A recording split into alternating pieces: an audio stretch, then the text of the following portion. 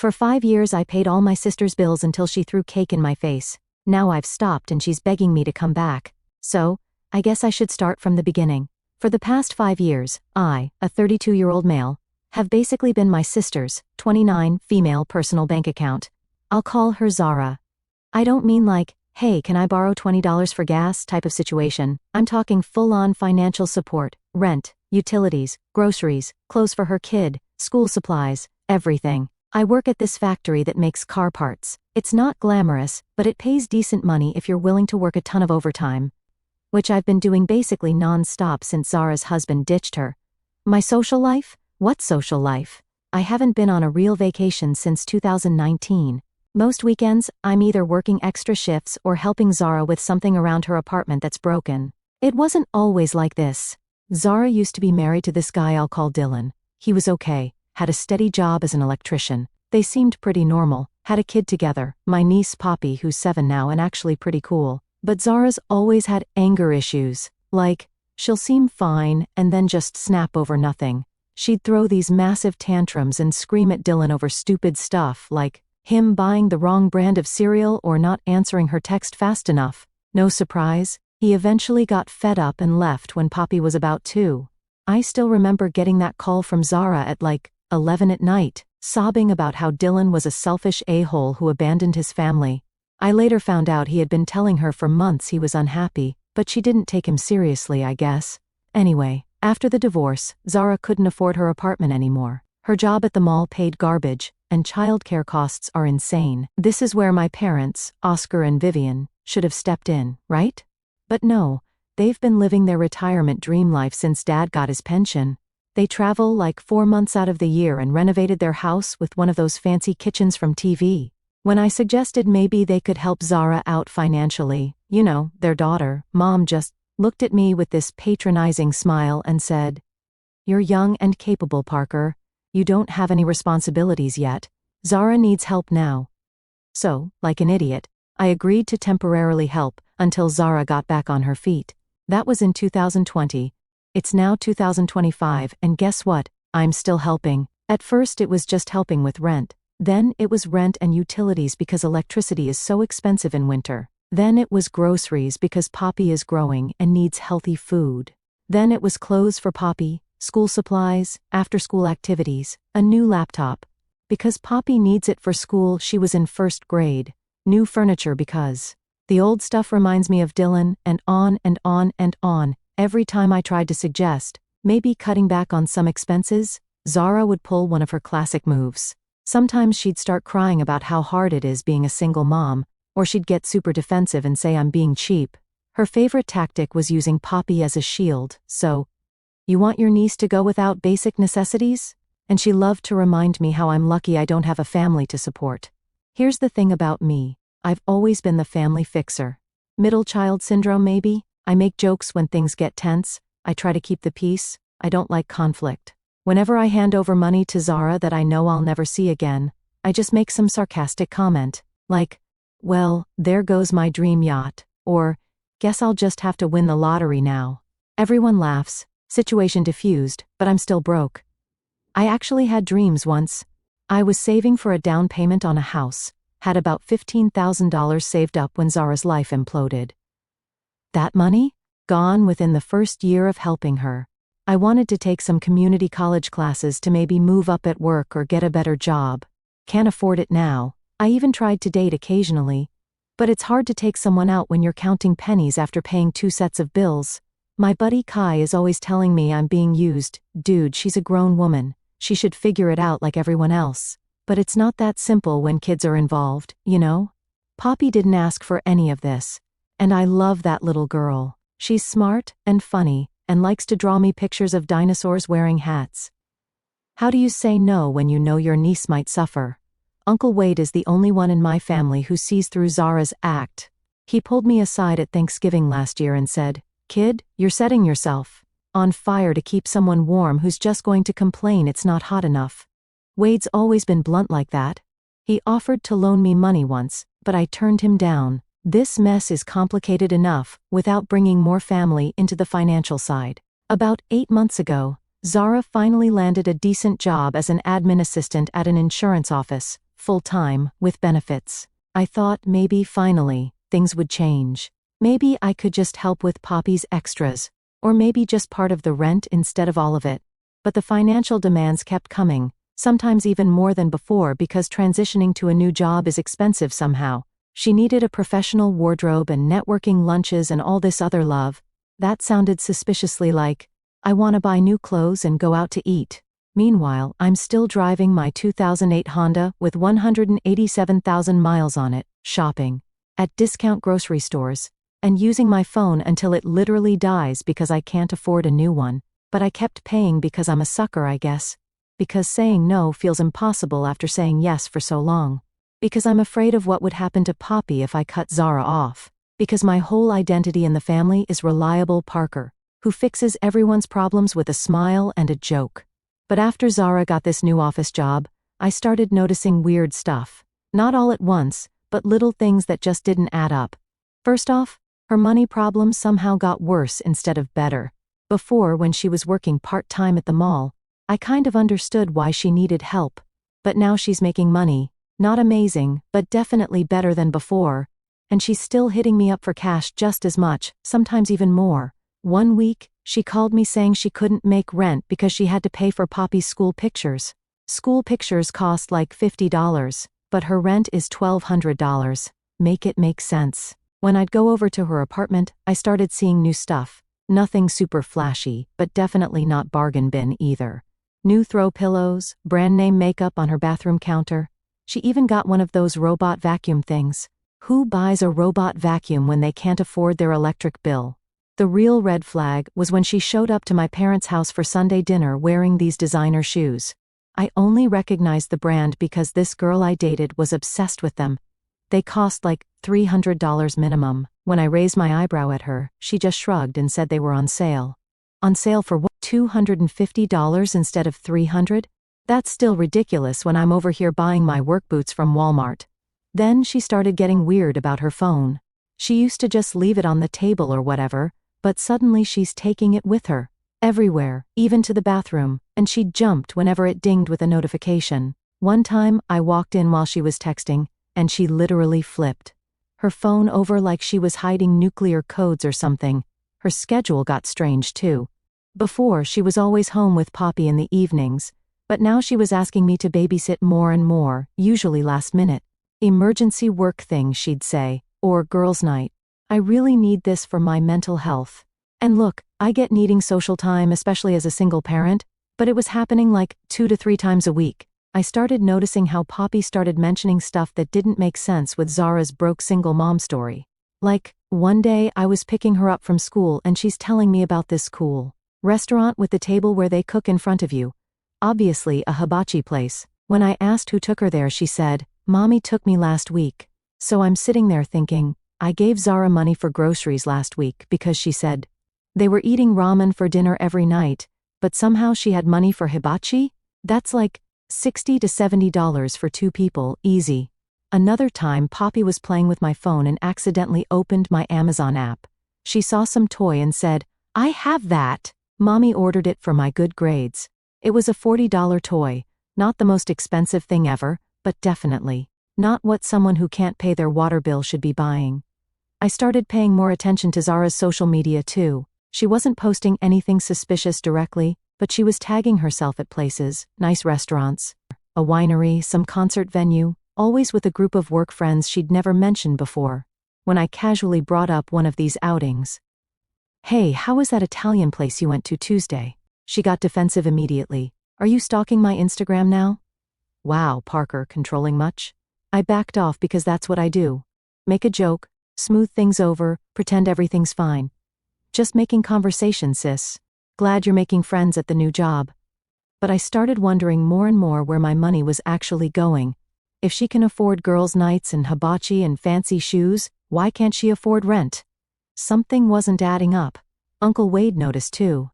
We were helping my dad fix his deck. Well, Wade and I were working while Dad supervised. And Wade just straight up asked me, "You still bankrolling Zara's life?" I gave some non-answer like, "You know how it is, family helps family." Wade just shook his head. "That girl's taking you for a ride, Parker. You don't see it because you don't want to, but everyone else does. That kind of stung because, deep down, I knew he was right. Even my buddy Kai had stopped asking me to go out because he was tired of hearing, "I can't afford it," while watching me Venmo my sister hundreds of dollars. I tried bringing it up with my parents once. We were at their house for Dad's birthday, and Zara had just asked me for money to fix her car the day before, an $800 repair that I'm pretty sure was made up. Don't you think it's weird that Zara still needs so much help, even with her new job? I asked Mom while we were alone in the kitchen. Mom just gave me that look, the one that says I'm being difficult. She's a single mother, Parker. Do you have any idea how expensive it is to raise a child? You're lucky you only have to worry about yourself. There it was again. I'm lucky to be stuck paying for 2 households on one salary while everyone else gets to live their lives. The thing that really started making me suspicious was when Zara began getting deliveries. I knew this because Poppy mentioned it. The delivery man comes to our house a lot now. Mommy says it's because she deserves nice things. Nice things? While I'm over here calculating if I can afford to fix my car's AC or if I should just sweat through another summer, I still wasn't sure what exactly was going on. Part of me thought maybe she had a shopping addiction or something, or maybe she was in some kind of trouble she wasn't telling me about. Either way, I decided I needed to find out the truth. The next time she asked me to babysit last minute for a work event, I agreed, like always. I wasn't actually planning to snoop through my sister's stuff that day. I'm not that kind of person. But when I showed up to babysit Poppy, some weird stuff was going on. First, Zara was all dressed up, like way dressed up for a work event on a Thursday night. She had on this tight black dress I'd never seen before, fancy makeup, hair all done, and was wearing perfume that definitely cost more than the body spray she used to get from the mall. When I asked about it, she got super defensive. Some of us care about our appearance, Parker. Not everyone wants to look like they just rolled out of bed. For the record, I was wearing normal jeans and a clean t-shirt, not exactly just rolled out of bed, but whatever. The second weird thing was that Poppy seemed confused about where her mom was going. When Zara said, "Mommy has to go to a work thing," Poppy asked, "Is Ryder going to be there?" Zara's face went white, like instantly. She snapped at Poppy, "Go brush your teeth right now." Then she practically pushed me into the kitchen, saying we needed to discuss Poppy's bedtime routine. Now, I'm not stupid. "Who's Ryder?" I asked. "Just a coworker," she said quickly. "We're all going to this team building thing." She was lying. I've known Zara my whole life, and she does this thing where she touches her earring when she lies. She was practically yanking on her earring at this point. But I let it go because Poppy came back into the room, and I didn't want to start drama in front of her. Zara left in a hurry, telling me not to wait up because these work things can go late. After I got Poppy settled with a movie, I decided to look around a bit. Not full-on snooping, just observing. I wasn't opening drawers or anything. There was a men's jacket hanging in the hall closet when I went to put Poppy's sweater away. Not like a jacket that could be unisex. A straight-up men's leather jacket, size extra large. Zara's ex, Dylan, was a medium at best. In the bathroom, I spotted men's body wash in the shower, and not the cheap stuff either, the fancy kind that costs like $15 a bottle. There was also a men's razor on the counter, but the real evidence was in the living room.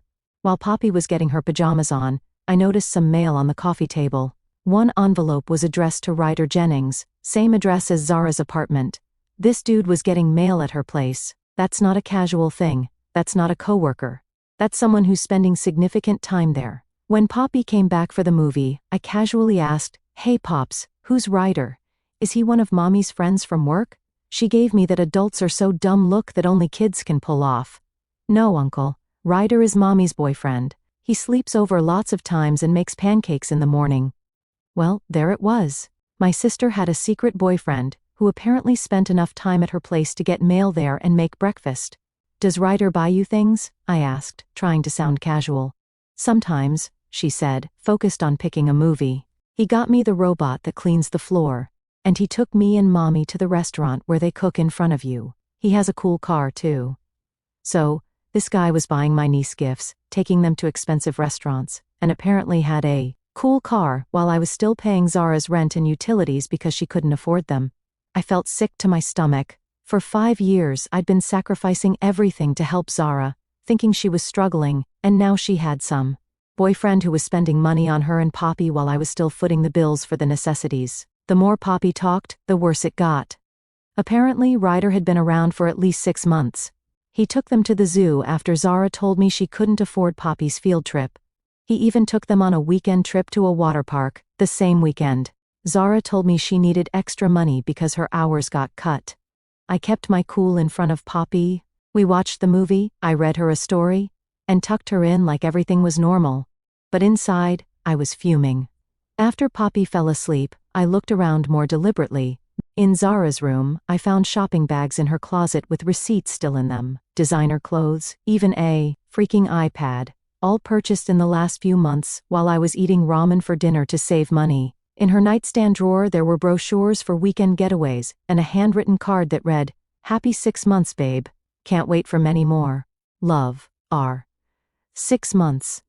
She'd been dating this guy for half a year while still taking my money. I grabbed my phone and started taking pictures of everything, the men, stuff in the bathroom, the mail, the shopping receipts, the card. I even took a picture of the dude's jacket. I wanted evidence when she inevitably tried to deny everything. Then I went through her Instagram. She wasn't posting pictures with any guy, but when I looked closer at her girls' night out photos, I could see the same dude in the background of several pictures, not tagged, but definitely there. In one photo, you could even see his hand on her waist. Subtle, sis. Real subtle. I was still sitting there, scrolling through her social media, when I heard her key in the door around midnight. I quickly put everything back where I found it, and tried to look casual on the couch. She came in, still all dressed up, looking slightly tipsy and very surprised to see me still awake. "Oh, you're still here? How was Poppy?" "Great," I said, keeping my voice neutral. "We had a nice talk. She told me all about Ryder." The look on her face was almost worth the thousands of dollars I'd wasted on her. She went from denying everything, "He's just a friend," to minimizing it. "We've only been dating a few weeks," to finally admitting they'd been together for over 6 months. But the worst part was when she tried to justify keeping him a secret from me. "You're so judgmental, Parker. I knew you'd make a big deal out of it." "A big deal? You've been taking my money for emergencies while spending it on dates with this guy." "It's not like that," she said. "Ryder's going through a tough time financially right now. I've been helping him out sometimes." That's when I completely lost it. "So let me get this straight," I said, trying to stay calm.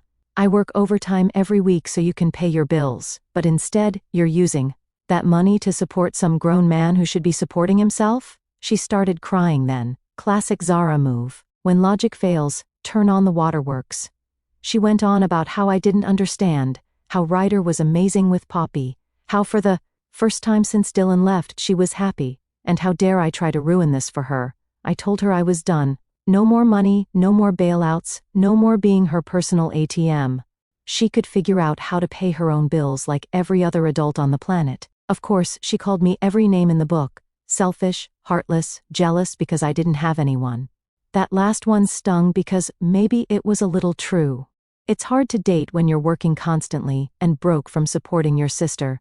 I left her apartment that night, thinking that was the end of it. Boy, was I wrong. The next morning my parents called. Guess who had called them at 1 a.m, crying about how mean I was. They gave me a whole lecture about family supporting family, and how I was being unreasonable.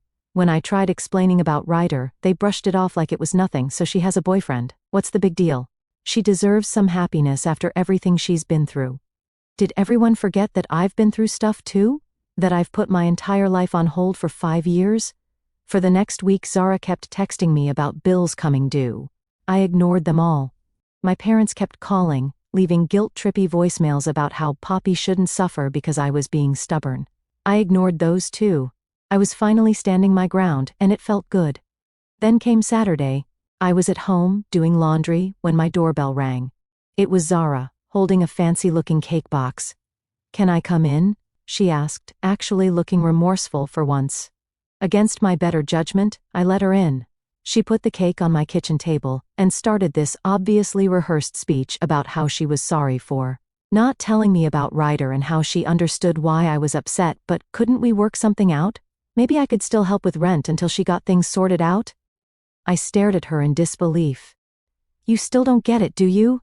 This isn't just about your boyfriend. It's about the lying, the manipulating, using me for 5 years while hiding how you were really spending the money. That's not fair, she said, getting defensive again.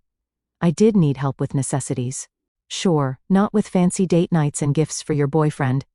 Do you have any idea what I've given up for you? I've been living like I'm broke because I am broke after giving you all my money. It wasn't all your money, she muttered. Don't exaggerate. I laughed. Actually laughed.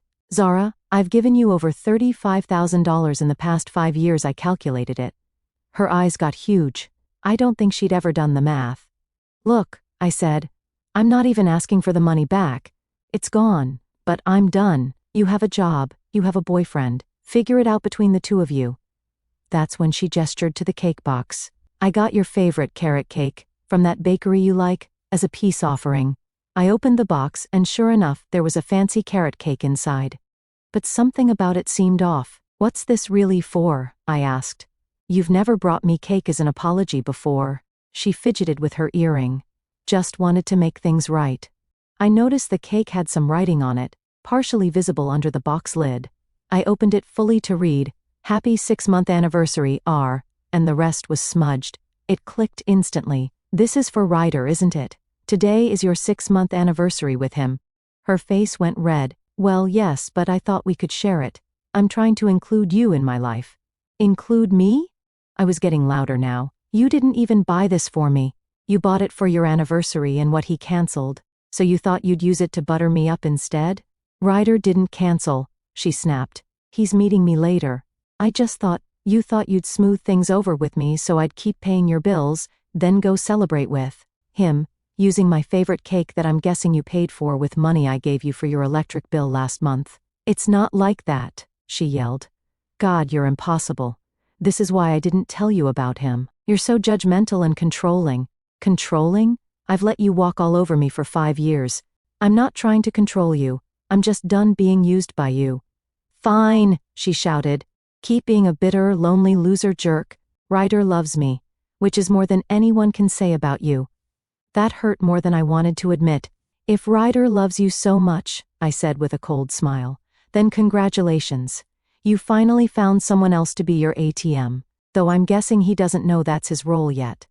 Maybe check if his credit score can handle the Zara attacks before you get too attached.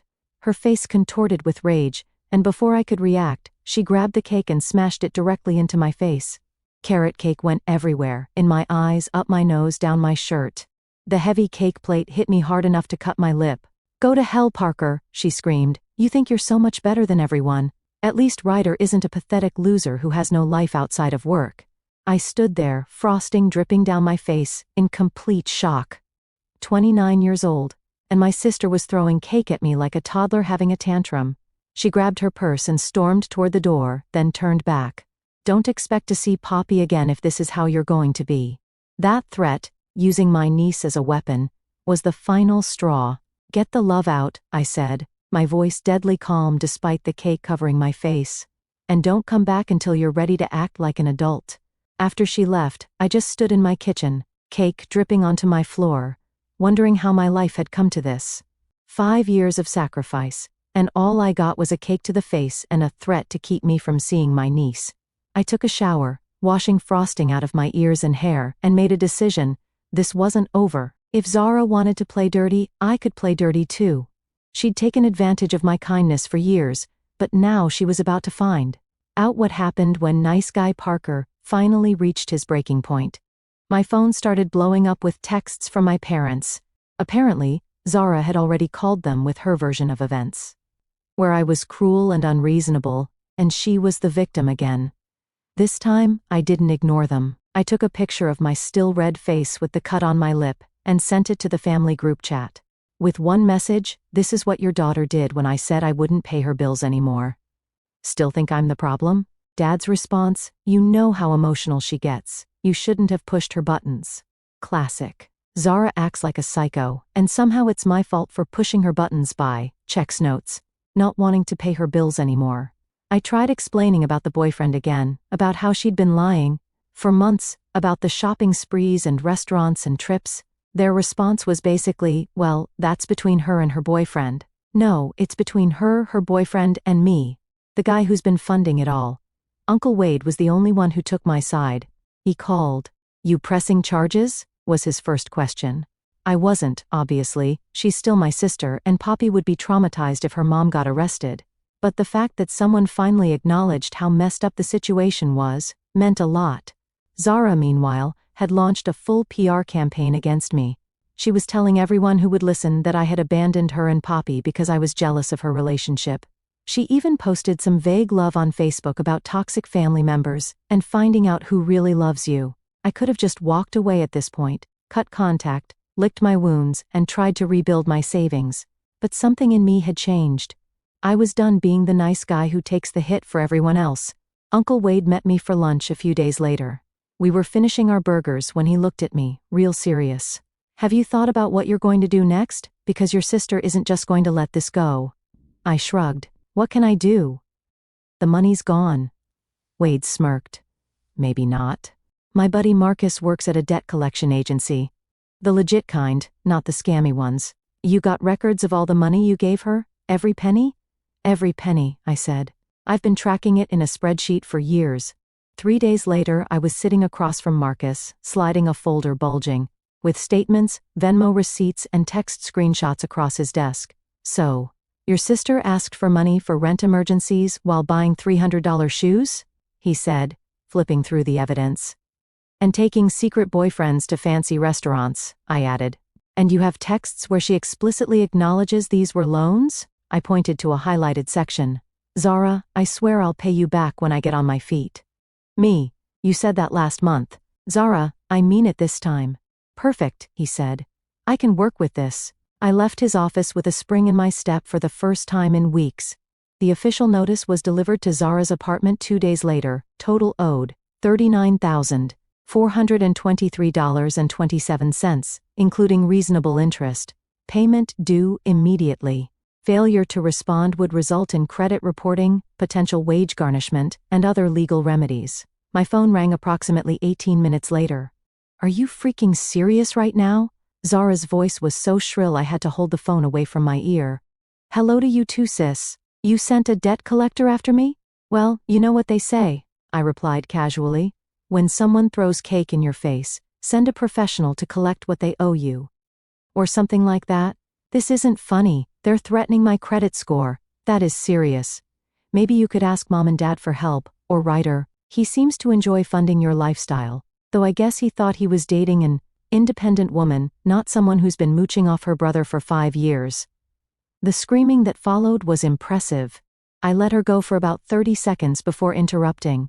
"Look, it's simple. You borrowed money, you didn't repay it, now you have a debt. Welcome to adulthood, Zara. Those weren't loans. They were family helping family. Funny, I have about 50 texts that say otherwise." She hung up.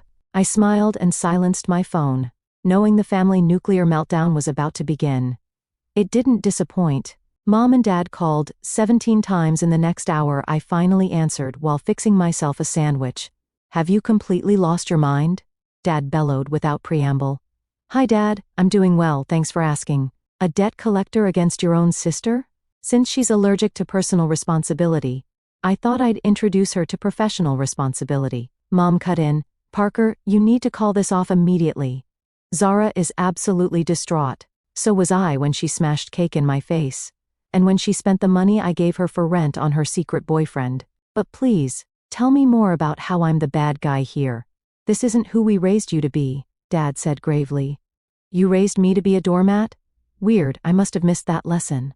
The conversation devolved from there. They cycled through guilt, threats, and appeals to family loyalty. "You know what's really funny?" I said eventually. "I'm the only one who's ever held Zara accountable for anything. Maybe if you'd done that years ago, we wouldn't be here." They hung up on me. Progress. Marcus called the next day. "Your sister and her boyfriend came in," he said, sounding amused. "Quite the performance." "I bet. Let me guess, tears, screaming, threats to call the police?" "All of the above. But the boyfriend pulled me aside and asked how much it would take to make this go away immediately." I nearly dropped my phone. "Seriously?" He seemed very concerned about her credit score, almost like he was planning something that required good credit. I told him a significant good faith payment would show seriousness, and he wrote a check for $5,000 on the spot. I burst out laughing. He what? Yep. And they signed a payment plan for the rest, $500 a month until it's paid off. Congratulations, you'll be getting about $350 a month after our fee. I hung up and did a victory dance around my living room. Best investment in a debt collector ever. Zara's social media went suspiciously quiet after that. No more posts about toxic family members, no more victim narratives, just radio silence. The first payment hit my account the following week. I immediately used it to fix my car's AC, which had been busted for 2 summers. The next month, I paid off one of my credit cards. The month after that, I started a savings account. My parents were still giving me the cold shoulder, convinced I'd committed some unforgivable sin against the sacred institution of family. Uncle Wade thought it was hilarious. They'll come around, he said during our fishing trip, or they won't. Either way, you're not bankrupt anymore. The best part? For the first time in 5 years, I can buy the good coffee at the grocery store without calculating how many of Zara's bills that money could cover. Freedom tastes like premium dark roast, and it is delicious. Edit. Since a bunch of people asked, yes, the debt collector route is legit. If you have proper documentation that the money was a loan, not a gift. Text messages where someone acknowledges it's a loan and promises to pay you back are legally binding in most states. Do your research and keep your receipts, people. Edit 2. Thanks for all the comments and support. It feels good to know I'm not the only one who's had to deal with a financially draining family member. Shout out to Uncle Wade for the debt collector idea. Sometimes family helps family in the way they actually need, not the way they want.